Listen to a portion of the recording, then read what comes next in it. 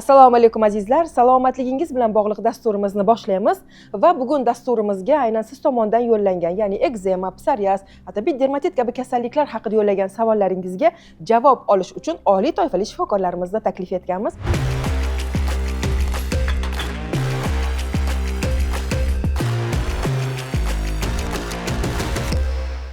Assalomu alaykum. Xush kelibsiz.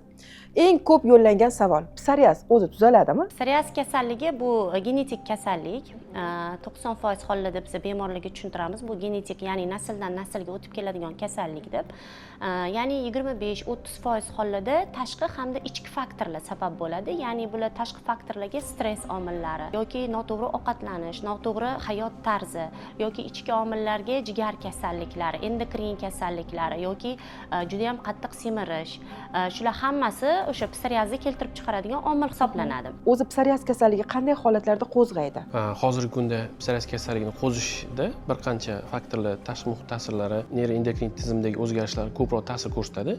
Bu boya aytganimizdek tashqi ta'sirotlar, bu tashqi muhitdagi noqulay ob-havo sharoiti bo'lishi mumkin. Quyosh ta'sirlari, ob-havoning quruqligi va atrof muhitdagi toksik yoki zaharli ichayotgan suvimizdagi o'zgarishlar natijasi ham kasallikning avjlanishiga olib kelishi mumkin. Bu tashqi ta'sirotlar hisoblansa, ichki ta'sirotlar bu bemorlarimiz organizmida kuzatiladigan ichki kasalliklar bo'lishi mumkin. U har xil yallig'lanish, virusli kasalliklardan so'ng paydo bo'lishi mumkin. Katta yosh insonlarimizda neyroendokrin kasalliklar deymiz. Bu birinchi navbatda qandli diabet shu kasalliklarni qo'zishiga yoki ularni kechinishiga turli xil yo'nalishlarga olib kelishi mumkin va undan tashqari tashqi ta'sirotlardan bittasi bu bemorlarimizning o'zini asab tizimidagi qo'zg'aluvchanlik holati. Bu bemorlarimizdagi tashqi muhit ta'sirotlardan asabiylashish, turli stress homillarini ta'sir ko'rsatishi va tashqi muhit ta'sirotlari bilan birga bularning qo'shilib kelishi natijasida bemorlarda kasallikning avjlanishi birdaniga kuchliroq namoyon bo'lishi bilan kuzatilishi mumkin. O'zi psoriaz kasalligi yosh tanlaydimi? Psoriaz kasalligi yosh tanlamaydi. Bu любой odamda bo'lishi mumkin. Ya'ni o'sha yosh bolalarda yoki tug'ilgan chaqaloqlarda yoki yosh kattalarda bo'lishi mumkin. O'sha avvalambor aytganimizdek, bu genetik kasallik bo'lgani uchun agar bemorda shu kasallikka moyillik bo'lsa, bu kasallik yuzaga chiqadi. Ya'ni o'sha aytib o'tganimizdek, tashqi hamda ichki faktorlar sababli, ya'ni qattiq stress yoki bolani qattiq nimadirdan qo'rqib ketishi. Shunaqa bemorlar bizga murojaat qilishadi. Bolam liftga kirdi, liftda qolib ketdi, shundan keyin bu kasallik rivojlanib ketdi. Misol uchun har bitta odamda stress bor. Lekin har bitta stressdan psoriaz kasalligi rivojlanadi degani emas bu. Chunki bu kasallikka o'sha odamda, bemorda moyillik borki, bu kasallik yuzaga chiqishi aniq bo'ladi. Shuning uchun bu kasallik yosh tanlamaydi. Kasallik irsiy bo'lishi mumkinmi? Irsiylanishi albatta ota-onadagi yoki qaysidir avlodlarda uchragan bo'lsa, bu nasllanish, ya'ni irsiylanish natijasida yuzaga kelib chiqadi. Asosan ko'pincha yosh bolalarda ko'proq uchraydigan bo'lsa, agarda psoriaz kasalligi bemorlarimizda nasliy omil yuqori ekanligi bizga ko'proq namoyon bo'ladi. Shu narsa oldinroq yuzaga chiqadi. Bu bolani yoshi misol uchun kichkina bo'lishi mumkin. 2-3 yoshlardan 4 yoshlarda chiqishi mumkin yoki-da qanaqadir yuqumli kasallik o'tkazgandan so'ng mayda toshmalar toshishi bilan yuzaga chiqishi mumkin. Shu vaqtda biz ota-onasi bilan gaplashamiz, uni o'sha irsiy anamnezi deyiladi. O'sha ota-onasining genealogik xaritasini tuzilib chiqiladi va qaysi avlodda uchraganligi va uni irsiylanish tipini ham aytib berishimiz mumkin. Bitta oilaning o'zida shunaqa holatlar bo'lgan, bitta oilaning o'zida bitta farzandida bor, ikkinchi farzandida yo'q. Qiz farzandlarida bor, o'g'il farzandlarida yo'q. Bu o'sha nasliylanishga bog'liq joyi bor hisoblanadi. Shunga ahamiyat ham berish kerak bo'ladi. Aynan dermatologiya markazimizda psoriaz kasalligini davolash uchun qanaqa yangiliklar bo'lmoqda bugungi kunda? Umuman davolash chora-tadbirlari qanaqa tarzda amalga oshiriladi? Bizning dermatologiya markazimizda birinchi navbatda fizioterapevtik muolajalar hamda konservativ davo muolajalari mavjud. Undan tashqari biologik preparatlar bilan davolanyapti hozirgi paytda. Yangi oxirgi ishlab chiqilgan usullar.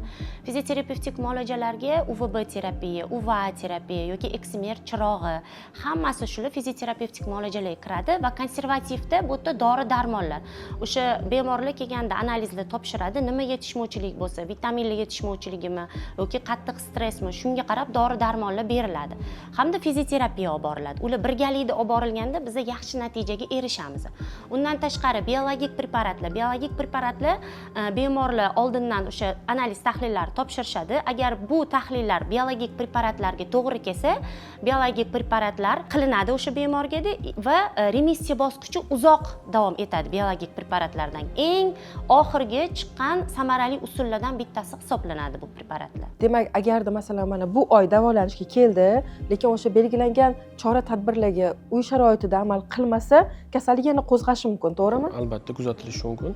Boyaga aytganimizdek, bemorlarning ota-onasiga agar bola yosh bo'lgan bo'lsa, bo'lmasa agar bemorning o'zi katta yoshli bo'lgan bo'lsa, unga hayot tarzini, nima yeb ichishi, qanaqa dori vositadan foydalanishi, qaysi holatlarda murojaat qilishi, organizmdagi yondosh kasalliklarni davolash ham o'ta katta ahamiyat kasb etadi.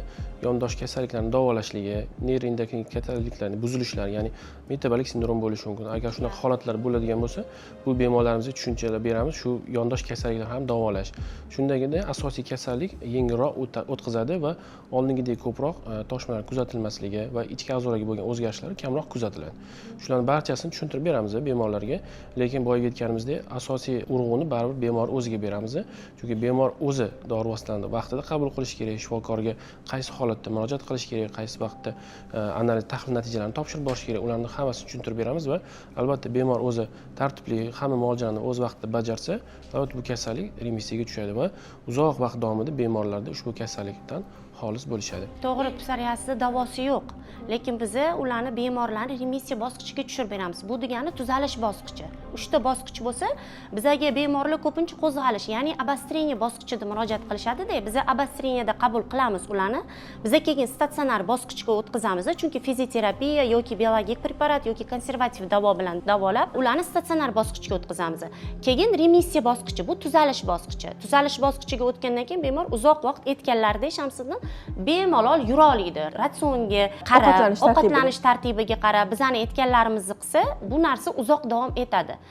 Albatta bu psoriazi genetik kasallik bo'lgani uchun davosi topilmagan hozirgi paytda. Eng ko'p yo'llangan savol bu psoriaz kasalligini davolagandan keyin garantiya bormi degan savol. Afsuski hozirgi kunda faqat ko'p berishgan savol deb olasiz, lekin bu savolda oldindan bir aniq bir ko'rsatish yoki bu narsaga garantiya degan narsani berish juda qiyin, chunki bu inson organizmi, bu matematika emas, aniq bironta bir olinayotgan natija kuzatilmasligi ham mumkin. Albatta kelgan bemorlarni hozir aytganimizdek, bu kasallik yosh, irq, millat, jins tanlamaganligi uchun har bitta bemorda o'ziga xos kasallikning rivojlanish tipi bo'lganligi, psoriaz kasalligining o'zini ham bir qancha turlari mavjudligi sababli garantiya degan so'zni ishlatish juda qiyin masala bu yerda. Chunki har bir oddiy misol uchun qarasak, psoriazning turli turlarida har xillicha muolajalar olib boriladi. Bemorning holati, bemorning yoshi, uni jinsi, uni yashash tarzi, yondosh kasalliklari, barcha xususiyatlarni o'rganib chiqiladi albatta. Ana o'shalarni hisobga olgan holatdagina biz bemorga yondoshganimizda bemorlardagi o'sha turg'un remissiya holati kuzatiladi. Garantiya so'zi hech qachon berilmaydi, chunki biz tirik jonmiz. Biz tashqi muhit bilan aloqa qilamiz, bizga tashqi muhit ta'sirotlari ta'sir qiladi, o'zimizning ichki a'zomizdagi o'zgarishlar har kuni yuz berishi mumkin.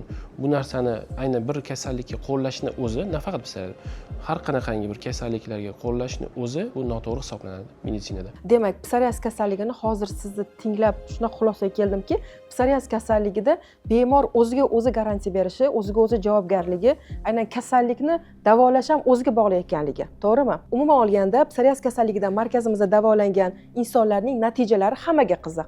Natijalarimiz bilan tanishishingiz mumkin.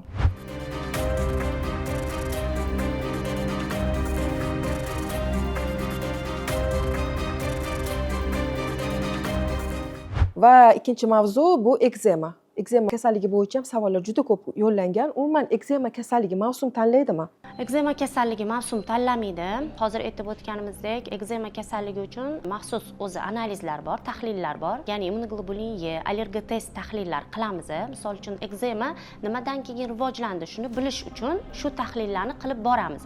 U yerda misol uchun 20 ta panel bo'ladi. 20 ta panel ichida nimaga allergiya borligi u bemorda bilinadi. Misol uchun olmaga bormi allergiya yoki bananga bormi, kiviga bormi, o'shanga qarab bilamiz. Va bu mahsulotlarni buni yeyish mumkin. Bemor